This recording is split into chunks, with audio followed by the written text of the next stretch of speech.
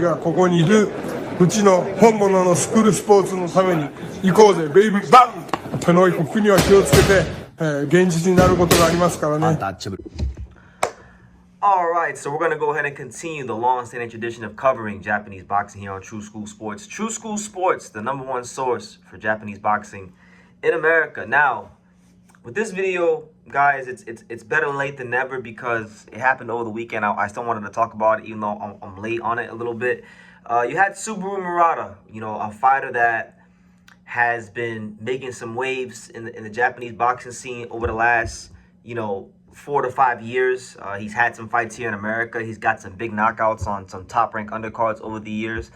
And he was a fighter that, for all these years, he's been being propped up to be, one of the next, great champions from Japan. Now, I'm not saying he still can't become that. A loss isn't a death sentence, but I've been very iffy about Subaru Murata for a couple of fights now, just because of flaws that I had seen in him. Seeing things he hasn't corrected. Also knowing that, just from my own insider knowledge that, that Tekken Promotions moves him a certain way. They've been carefully guiding him behind the scenes, unbeknownst to a lot of you guys. But I know that myself, right? So Subaru has been fighting a lot of these guys in Asia, in Japan that are very beatable fighters, right? And he hadn't really stepped up and fought maybe any of the top guys in North America or anything like that, right? So that being said, he had a fight down there at the illustrious and the infamous Corkin Hall, and he fought the Filipino Gabriel Santizima. And Gabriel Santizima, 10 or 11 fights. He was 9-1-1. Southpaw. On paper, this looked very much like a fight that Subaru Murata should get through. And when you go and you watch the fight, what I can honestly say about this guy is he didn't really do anything special. Santizima is a good southpaw boxer. He has decent timing. I don't think he's a big puncher or anything like that. The only reason why I feel Subaru Murata lost this fight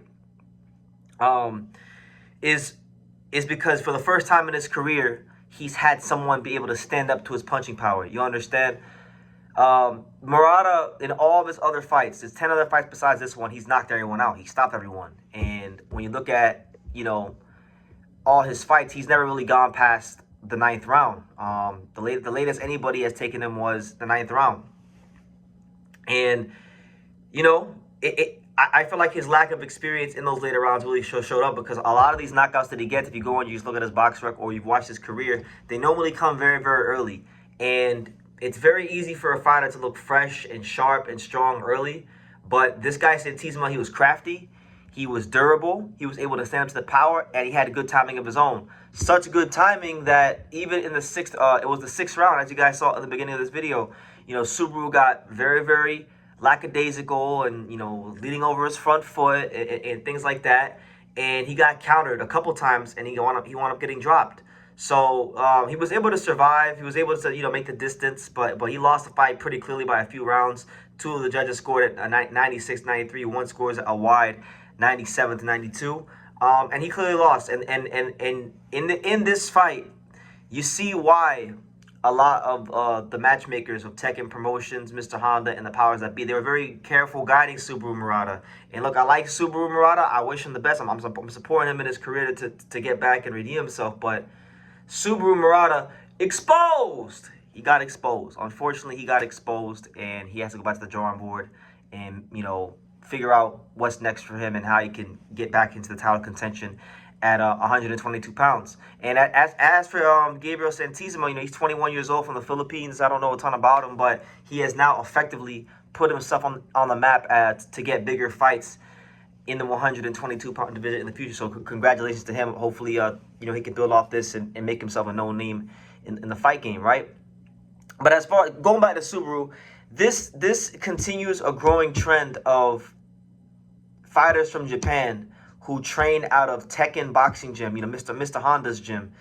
They've all been losing. If you look at the last 3 years, Mikito Nakano, who was a top featherweight prospect contender, lost to Rai Salim.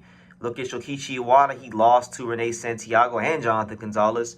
Look at, in this case, Subaru Murata with Santizma. And then look at, in the biggest fight of them all, Tenshin Nasukawa lost to Takuma Inoue. So this proves one of the points that I've been saying about, the Tekken Boxing Gym. I got nothing against them. I got nothing against like Mr. Honda or anything like that. I'm making an observation that what I've been noticing is that a lot of their fighters, they don't just lose, but they all lose in the same pattern. They all lose to the same type of style. Movers, counter punchers, just guys that, have more dimensions to them. They're very rigid. Like, a lot of Japanese fighters have a very rigid style, and sometimes a problem that a lot of fighters from Japan have is that, okay, if the fights aren't wars and they have to make adjustments, a lot of Japanese fighters do struggle to make adjustments, right?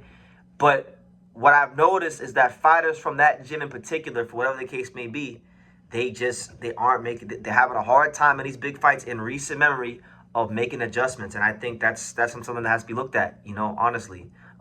They have a great, Teiken Boxing Gym has a great history, with guys like, back in the day, Shinsuke Yamanaka. And I'm not talking about, like, when I say Tekken Boxing Gym, I'm not talking about other Tekken Promotions fighters. So if you're going to mention Bam Rodriguez or Roman Gonzalez or Anthony Olas Kuwaga, I'm not talking about those guys. Those guys train in the States. Those guys train in other countries. I'm talking about Japanese fighters who train at the gym every day that are getting that school, that are getting their main schooling and training and teachings from that gym. They've all been getting waxed and destroyed and exposed in recent fights. Tenshin Nasukawa, Subaru Murata, Shokichi Iwata, and Mikito Nakano. They've all been getting, clobbered recently. So, it is what it is. All the best to Subaru Murata. I like him. I'm still a fan. I still want to see him come back and do some great things. But I knew they were moving him a certain way, so this isn't totally surprising to me. I just thought that it would come maybe like when he fights someone in the top 15. But again, that's why in boxing, you can't witness protection or fighter to the top. You got to get in there. You got to fight against top competition, because as the old saying goes, iron sharpens iron, and you're only as good as your competition. So I'm sure he'll work hard and he'll come back, and I'll be covering his comeback when that does happen. But yeah, got exposed, and he needs to improve quickly and swiftly. So leave your comments down below. Make sure you guys take the time to subscribe. And like I say in every single one of these videos, you can love me or you can hate me, but I'm just a kid from Dang It. So until next time, take care, guys. Thank you for watching True School Sports. Thank you for watching another video on the untouchable True School Sports empire, the home of boxing. We're on the road to 100,000 subscribers, guys. So help us keep being great. Help us keep pushing out that real boxing content for the fine folks all around the world. And make sure you jab, you hook, you Mike Tyson, you Mayweather that subscribe button. Pops, show them how do they gotta hit the subscribe button. Pop, pop.